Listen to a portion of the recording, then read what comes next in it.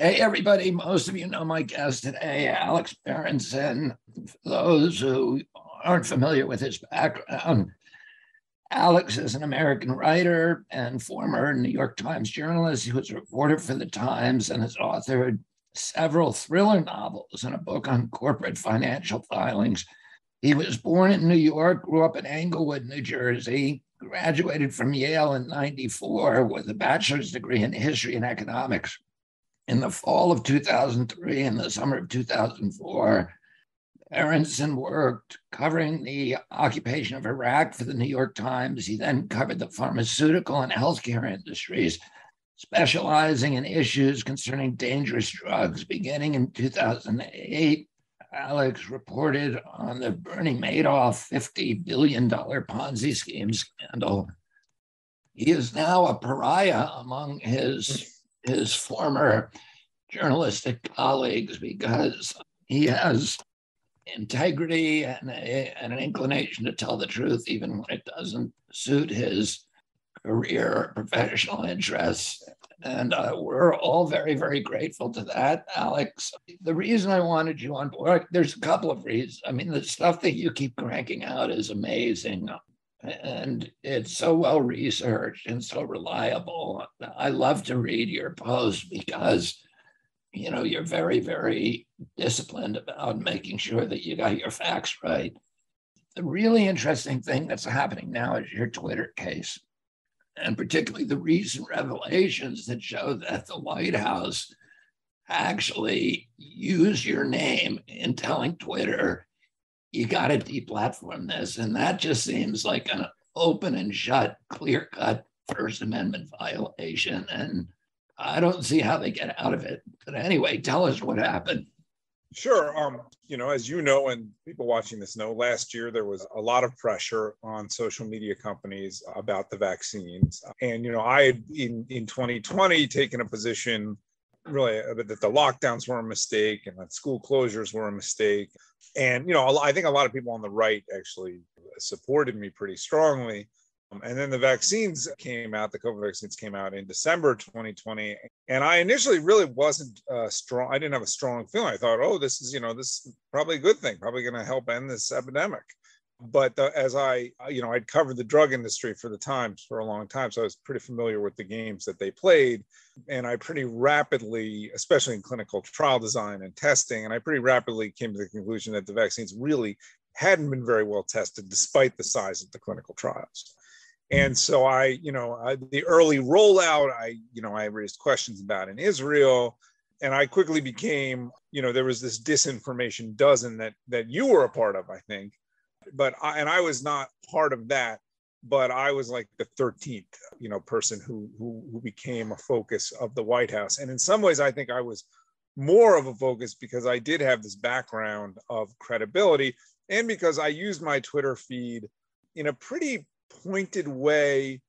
I'm a writer by training, so I would be sarcastic and I would make fun of people like Andy Slavitt for, posting 85 tweet threads. And this is stuff that, I think somebody like you didn't necessarily engage in that kind of voice. And I think that they didn't like my voice.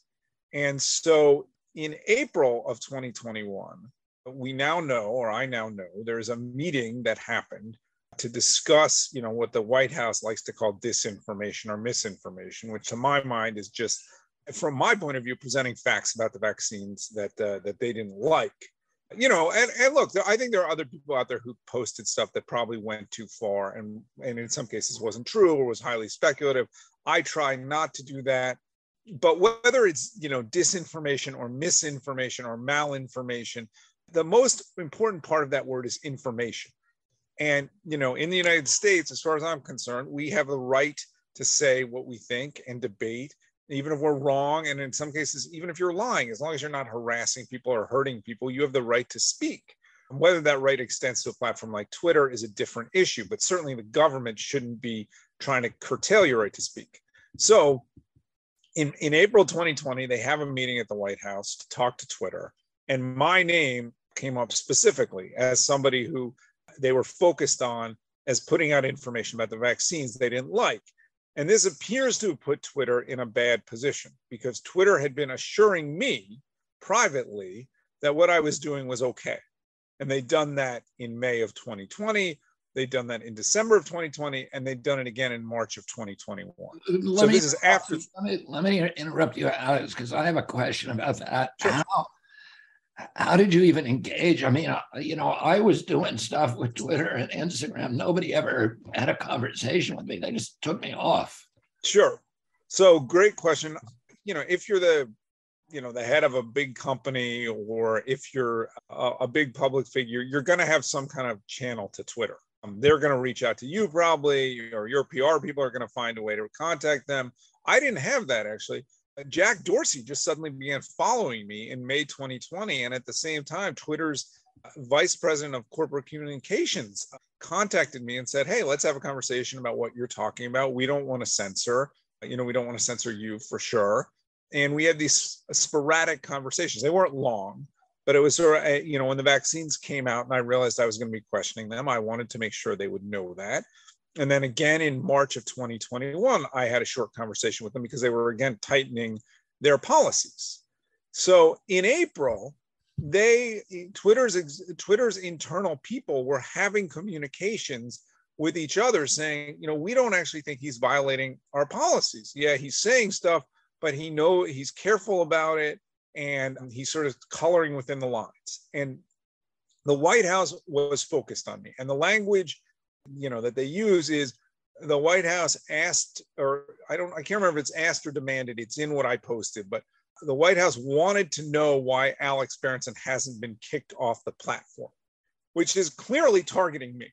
Now, I guess what the White House is going to say when we sue them is, well, we didn't demand it, we just asked. To which I say, when the cop says, sir, can you get out of your car?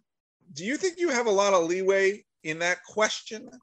So Twitter was in this position where they were under a lot of pressure, but they didn't seem to believe that I'd done anything wrong, and they'd been having these conversations with me. So you fast forward to July of 2021, about a year ago, and the pressure's increasing even more. And I think the reason the pressure was increasing even more is that a few smarter people inside the White House and inside the companies, inside Pfizer and Moderna, were realizing that the vaccines weren't working nearly as well as they'd hoped. There was evidence out of Israel that they were already declining. So what did they start to do? They started to say, we're going to need to boost and we're going to need to mandate. And both of those were going to be very unpopular things to do. Boosters, mandates more than boosters, right? But mandates, a lot of the country viewed that as an infringement on their rights, totally understandably. And as for boosters, you told people these are vaccines. The common perception is that a vaccine is something that's going to last forever, or at least a long time. Now you're telling them they need another shot a few months later. So they know there's going to be pressure. This is not going to be great for them.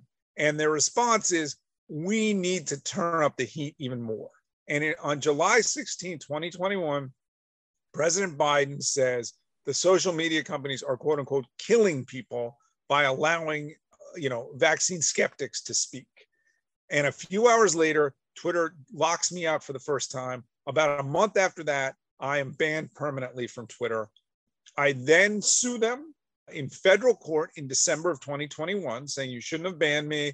You made me these assurances. I didn't do anything wrong. Look at what I said. Everything I said is accurate.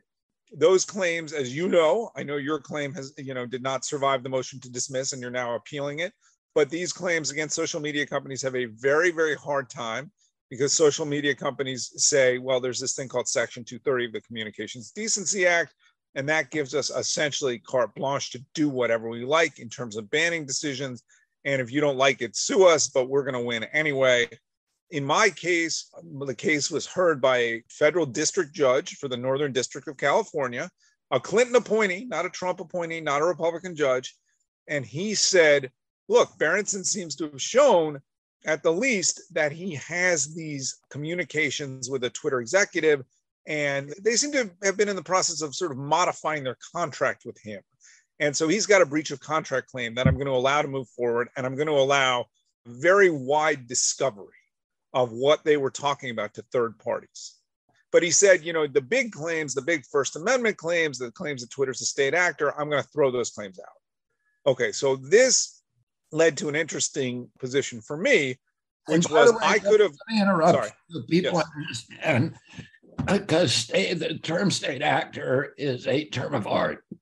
And what it means, so that people understand this, is that the First Amendment, if you own a printing press, you can print anything you want. It can be lies, it can be the truth, it can be anything. Nobody can stop you.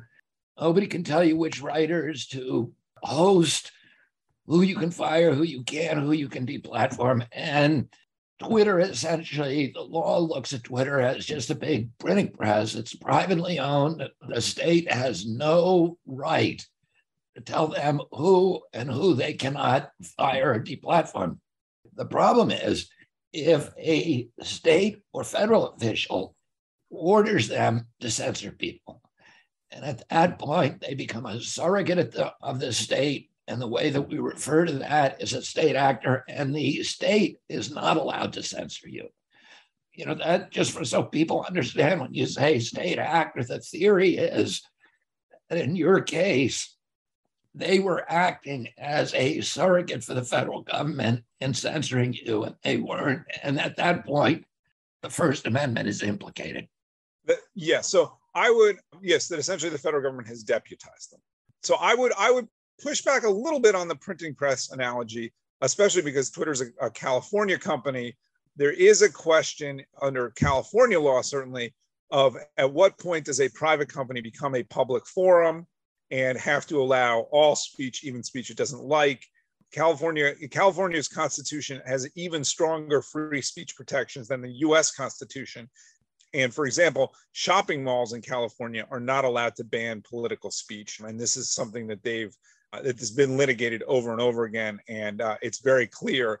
And so one of the arguments we made was that, look, under California's Constitution and California case law, Twitter is clearly, it's bigger by far than the biggest shopping mall. It should be required to allow me that way. And if it's not going to because of federal law, because of Section 230, that creates a different constitutional problem. I still think that claim can potentially be successful and certainly, should be argued again in California courts, but it has not been successful, and it was not successful in my case. So the argument that, again, because these platforms are essentially, and Twitter has referred to itself previously, although they don't anymore, as a public square, they are functioning, as this very broad platform, and they can't start discriminating on speech. But that said, that claim didn't survive either. So that left me, and the state action claim didn't survive, actually, because at that time, we didn't have this evidence. And in fact, the judge dismissed those claims with prejudice, which is another legal term, meaning you can't refile. Even if you get new facts, you can't refile. Now, I wish he hadn't done that, but he did. Nonetheless, it was a big win for me in April because he allowed my case to move forward on these narrow claims, these breach of contract claims. And most importantly, he allowed discovery. And discovery, again, people may not know sort of the ins and outs of how civil litigation works. Discovery means that under penalty of law, you have to turn over documents that are relevant to your case to the other side.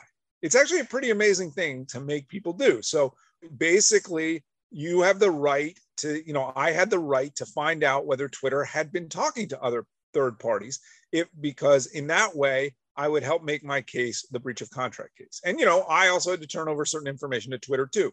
Then there's something called depositions, where you actually get to question people under oath. So the judge allowed me to have discovery of Twitter and to take depositions. And frankly, I thought we were going to roll right ahead into that phase of things. As part of federal litigation, once you survive a motion to dismiss, there's a mediation element. And that means you get, either a retired judge or a lawyer, somebody who's got legal training, and they try to bring the two sides together, because from the judge's point of view, the best case is a case that settles. And most cases do settle. So, they view a trial as expensive and time consuming, and you want to settle these cases if you can. And I came in with, I would say, pretty aggressive demands. I can't really talk about them specifically, but I came in with pretty aggressive demands.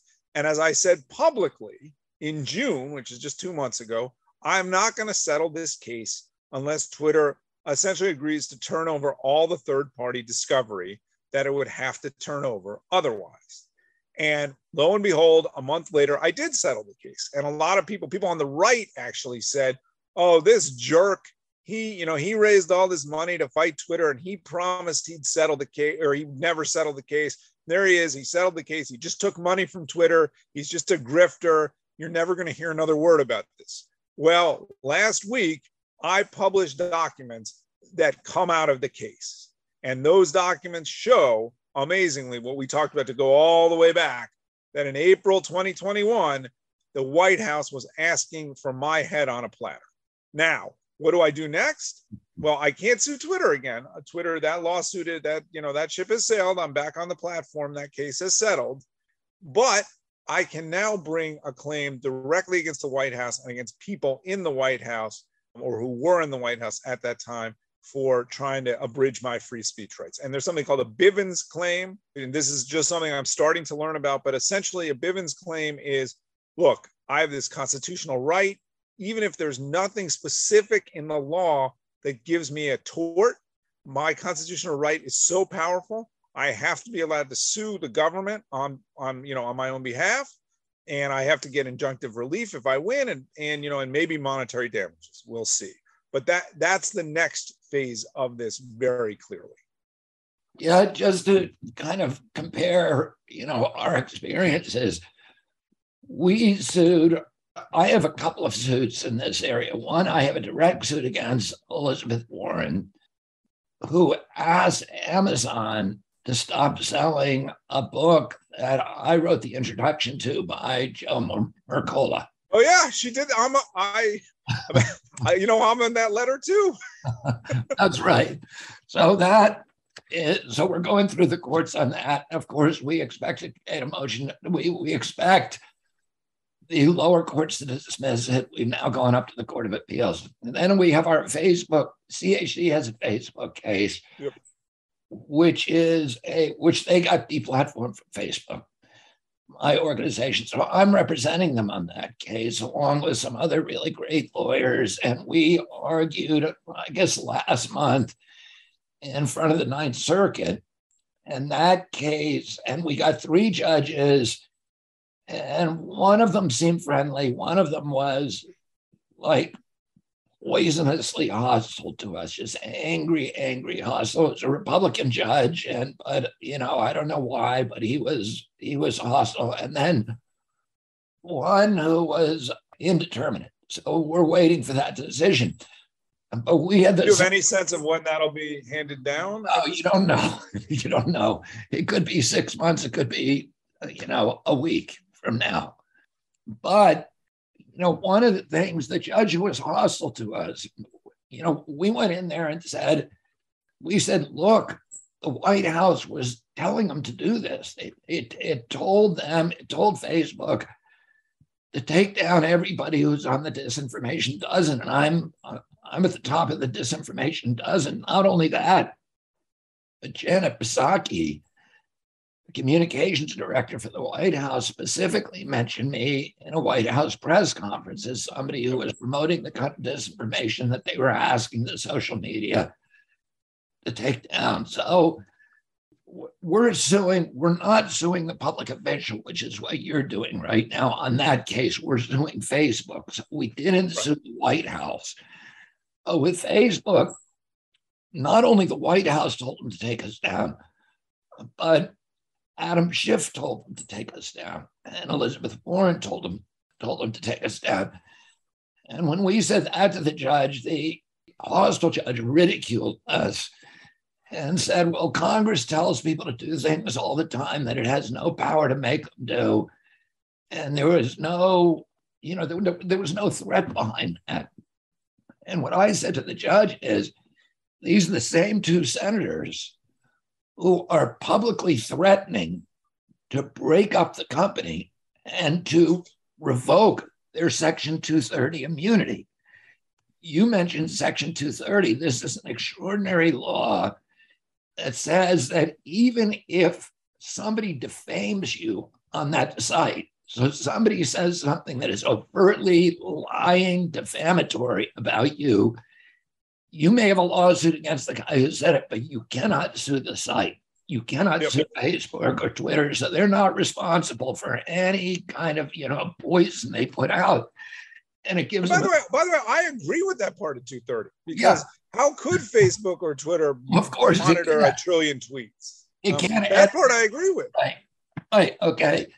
So, but Adam Schiff and Elizabeth Warren are threatening to take that away from him. It is, as you just pointed out, this is what I said to the judge.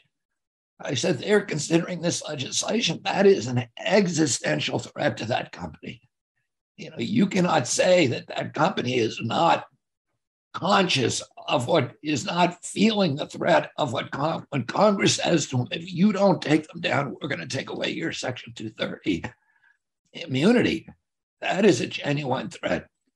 So anyway, and they ridiculed us because they said, well, they didn't specifically mention your organization and have an explicit threat next to that. Now, that's never been required by the law, but that is now because of the panic of the pandemic. They're trying to make sure that, the judges are doing things they never did before to really go out of their way to make sure to protect these organizations, these platforms, when they try to censor people who criticize government policies. Yes, I mean, and as the Wall Street Journal pointed out when they wrote an op-ed about the documents that I had disclosed the other day, and this is something that's funny. You may feel totally different. I mean, this idea. Well, what if the White House was telling people to, who had views it didn't like about climate change or about Ukraine? Right? There really is no. If this is the principle that the White House is going to meddle with people who are putting out information it doesn't like, there's no reason it has to be restricted to COVID or the vaccines. It could be any, and it could be a position you totally personally agree with. For all I know, you think every car in the country should run on vegetable oil or whatever. But it doesn't matter. That's not the point. The point is that the government shouldn't censor. I think the Ukraine issue, because they're already doing that. Right. And I think the Ukraine issue is a really important one. There was self-censorship in the media during the Iraq War. As you know, the New York Times had to apologize for Judith Miller's reporting, and everybody was kind of subsumed in the orthodoxy that Saddam Hussein is bad and we got to get him. And anybody who says anything else than that should be shut up and silenced because they're an enemy of the public. They're doing the same thing with the Ukraine crisis right now, and it's really dangerous. It's really, really dangerous when government can get these platforms to censor dissent or to censor anybody who criticizes any government policy. It's a license for governments to commit atrocities. Yes, I totally agree. And so just, I mean, there's so much more we could say about this. I mean, one thing that's been stunning to me and really disheartening is that, okay, I survived the motion to dismiss. That's April. Kind of a big deal. Nobody's really survived any of those. Huge deal. Maybe not. It doesn't mean I've won the lawsuit or anything. Nobody writes about it. Politico writes one piece about it. The right-wing media writes a little something about it, not too much. Okay, I thought it was kind of a big deal, but whatever. Last month, I get back on Twitter. They release a statement that they shouldn't have banned me. That, they made a mistake. My tweets were not violative. They put me back on. First person to have gotten back on that way, really. As far as I know, or anybody knows, in the history of these platforms. I mean, they've put people back on, but never under the threat of a lawsuit that survived an MTD. Okay. And they acknowledged that I was wrong, or I'm sorry, that they were wrong. Again, I worked for the New York Times for 10 years. They don't write about this. All the people who wrote stories when I was banned saying, oh, this vaccine conspiracy theorist who was banned, they don't write about it. Nobody writes about it. And my friends, I guess they're not really my friends anymore. My former friends at the New York Times and elsewhere in the media basically don't contact me. Okay. Now, last week I put out these documents, and I have more documents, and I'm going to release more documents. But just what I put out already, at a White House meeting, I am named as somebody who needs to be deplatformed because of information I'm putting out. You can say I was right. You can say I was wrong. I was right, by the way, right about basically all of it, but it doesn't matter, right or wrong. I was functioning as a journalist. They targeted me. A few months later, Twitter banned me. That is the only comparable thing I can think of is Ellsberg, okay, and the Pentagon Papers. Now, obviously, that was a bigger deal at this point, but that's the only thing I can think of that's comparable. Still, no one is writing about it except in the right-wing media. It's incredible to me that that's where we are. Yeah. And by the way, just to clarify again, something that you've been saying all along, but people should understand. The First Amendment protects your right to tell a lie. Whether you're right or wrong, it protects your right to be wrong. It protects, right. It is irrelevant whether what you said is right or wrong or good information or bad information. It is protected by the First Amendment. That's right. Now, by the way, it doesn't protect everything. You can't harass people. You can't, I can't sit outside your house and play my radio, speakers all night long. Like there are things that free speech is not an absolute infinite right. Well, there's a private right. If you defame somebody, people can sue you. And the other prohibition is the Supreme Court dicta that you can't shout fire in a crowded theater if you're going to do something that is going to provoke or advocate violence. That there's a consequence to that. The government has a right to step in and stop the incitement of violence.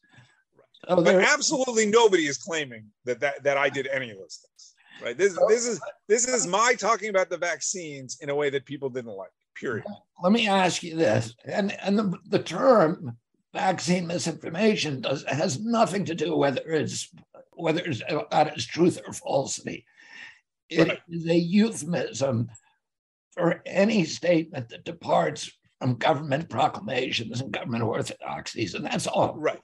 Let me ask you this, because you had a kind of unique seat in the stands watching the Elon Musk takeover of Twitter. And also your insight, it was interesting to me to watch because I don't know Musk and I don't know Jack Dorsey. But Jack Dorsey's been the one guy who has seemed in his public statements, as parsimonious as they have been, but has seemed really uneasy with the censorship. Yes. So, yeah, I mean, look, I don't really have insight into Dorsey personally, but I will. One theory that my lawyers and I had as we were discussing a settlement with Twitter and sort of finding them surprisingly willing to budge on stuff. And again, I can't be more specific, but was that we were talking about deposing Dorsey. That was something that I thought we should do. And that perhaps Dorsey had things he wanted to say that he would be prevented from saying as a result of, his fiduciary duty to the company or an employment contract or whatever, that under, compelled deposition, he would have actually been able to say.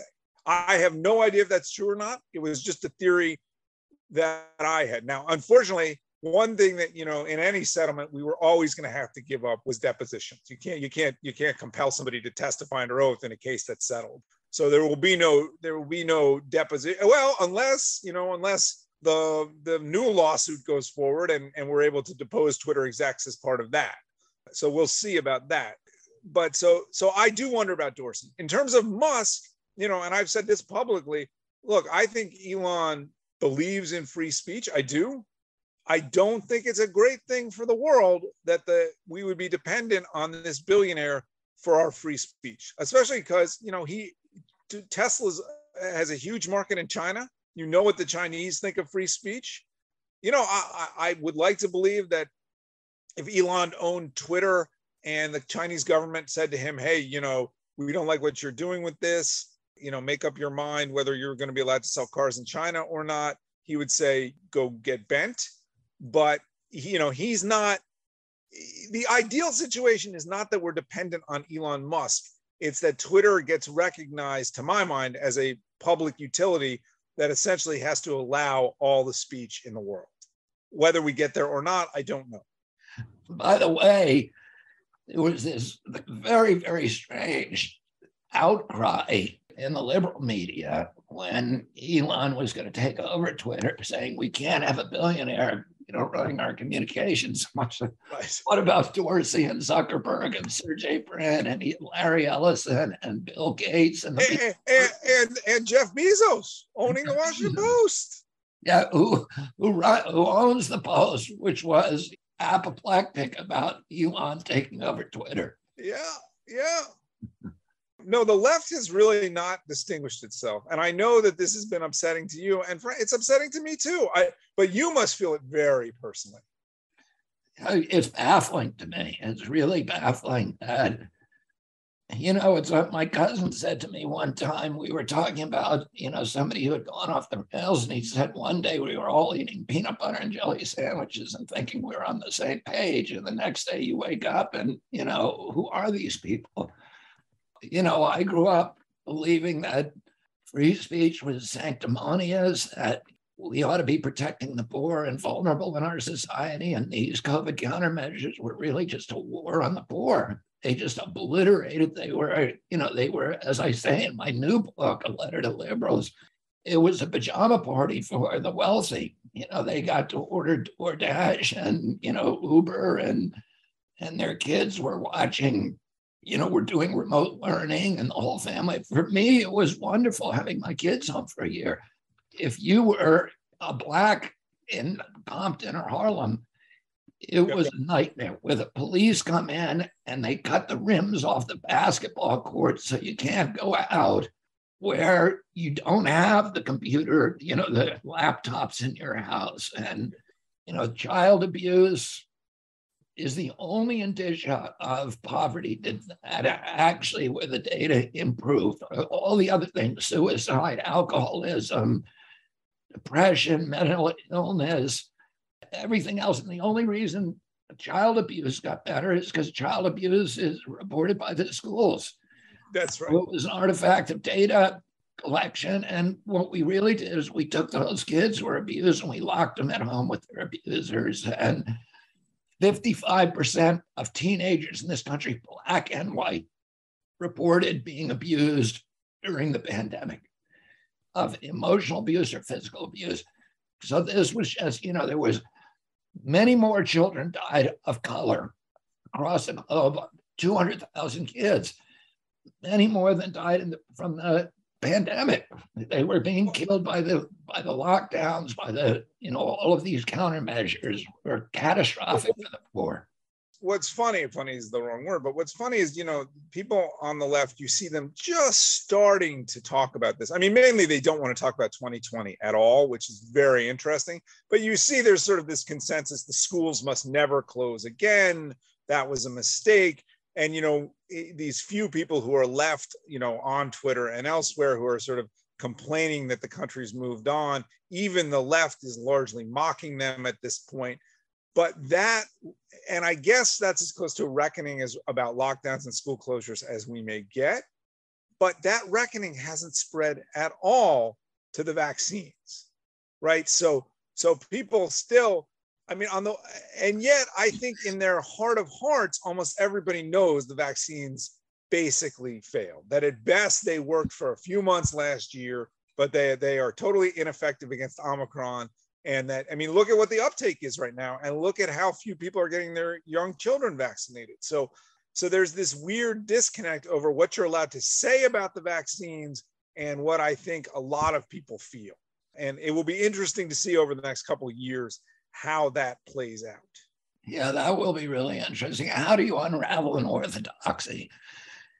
That's a real kind of just is a subject of great interest to me, just because it's so much a part of human nature, is to embrace orthodoxies, follow a strong leader, and then, make yourself impervious to any information that challenges your worldview. And I think a lot of that predisposition to embrace orthodoxies is hardwired into us from the 20,000 generations that human beings spent on wandering the African savannah in these tiny groups, following a strong male leader, and with unit cohesion being the only key to survival. And it's a scary world, and everybody dies at the end, and so you need to believe in something along the way, something and someone. Yeah. Let me ask you, I'm going to let you go. This has been really powerful. Thank you, Alex. Let me ask you just about one other thing that I know you've been following, which is the Denmark decisions. Now, I want to mention this about Denmark.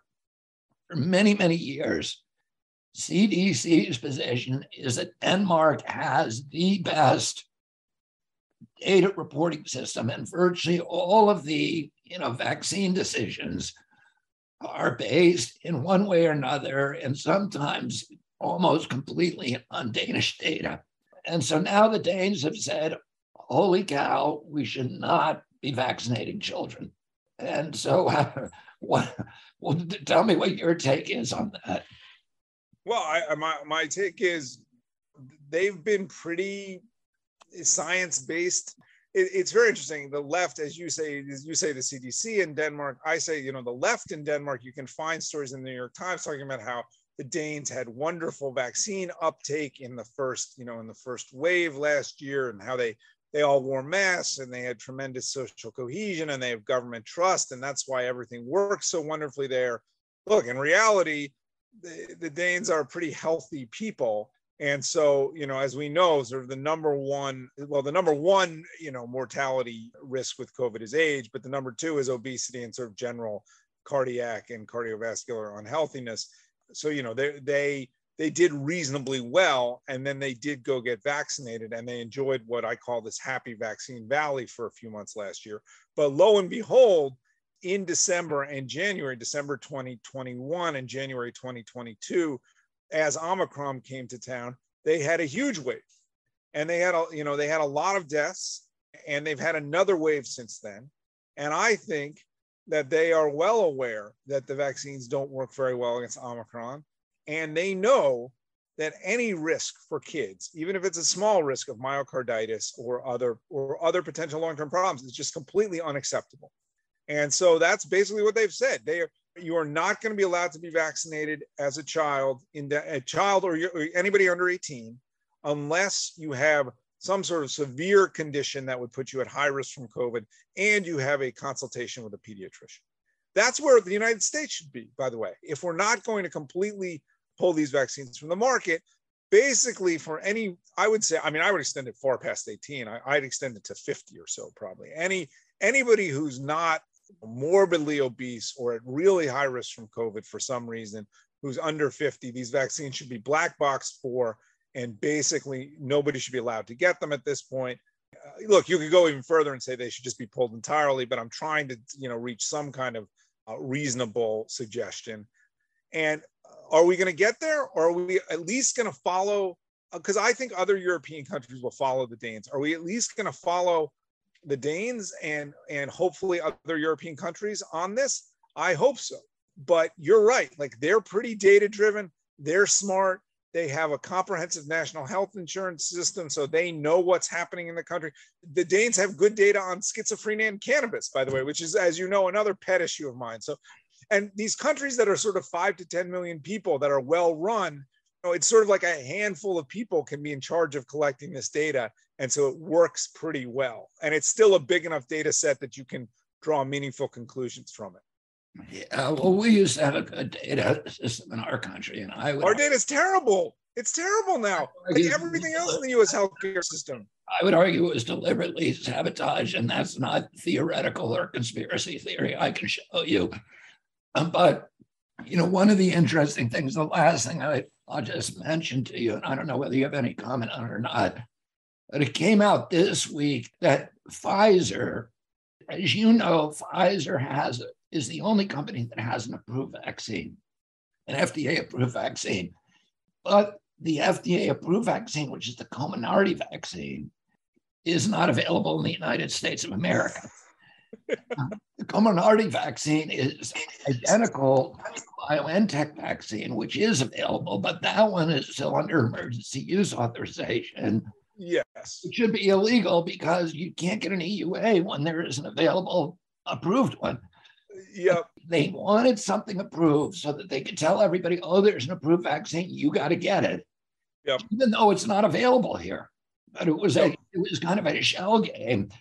Yep. It was pretty clearly related to the mandate push last summer, but yes. Right. Yes. It justified the mandate push because everybody said, oh, it's approved now, and now we can mandate it. But what they didn't tell you is the approved one's not available, and they will never be available. And I said this at the outset, they will never let an approved vaccine be available in this country because the second they make it available, we can start suing them. Under the VICA, the new vaccine would go through the VICA system. And under VICA, you have to go to the vaccine court first, but you can't sue them for product liability. But you can sue them for fraud. And that's what we're doing in the Gardasil cases. And they committed fraud. We know the fraud they committed was the Daguerres, who are all of these people who got badly injured and were hidden. And that is fraud. And if I get in front of a jury with Maddie Daguerre's story and tell people who got those kind of neurological injuries, tell the jury about what Pfizer did, the fraud did, Pfizer is going to be bankrupt overnight. So it cannot allow a single EUA or a single approved vaccine in this country. And we now know that they told FDA that they were never going to get an approved vaccine available in this country. And it's because they don't want to get sued. They can't afford it. I mean, so this is an area that I'm not, I don't claim to be anything close to an expert on. I mean, it's clear to me that they prefer the current situation where they are sort of completely immune from any liability at all. It's also been very clear to me that they don't want to sell the approved vaccine in the US. I'm not trying to disagree with you. I'm just trying to tell you I don't really have much to add to the story that you're telling me because this is something I'm not an expert in, but it sounds plausible. Let me just finish with a short plug for my Substack, which is Unreported Truths, where, I did write about the Denmark stuff just a few days ago. And actually today I wrote about something that you and the defender wrote about last year, which is the case of a woman who developed a CJD, which is, a terrible brain disease, literally days after her second Pfizer dose. Now, there's no proof there was a connection. I think her daughter believes there's a connection, but she's now unfortunately died. But what was interesting to me, because I'm not going to write about something that you wrote about 9 months ago just for the sake of it. What's interesting to me, or it's actually even further ago than that, is that the doctor, one of the doctors who treated her, several of the doctors who treated her, wrote up a case report on this and put it in a poster that HCA, which is a giant, giant hospital company, the biggest for-profit hospital company in the United States, if not the world, put up on its website. They actually put up a case report of this woman who'd gotten CJD and died after getting an mRNA COVID vaccine, which surprised me that they put it up. But lo and behold, people started paying attention to this case report, and HCA pulled it. So that is actually my newest Substack. It is about this case report of this woman being pulled. And to me, so somebody said to me, well, do you believe that, the mRNA vaccine caused this? And I'll tell you the truth, I don't know. I suspect it probably didn't, okay? Because CJD is very, very rare, thank God, but it does happen. And if you just look at sort of the number of people we vaccinated, there are going to be some number of people who develop this in the weeks or months after being vaccinated just by chance.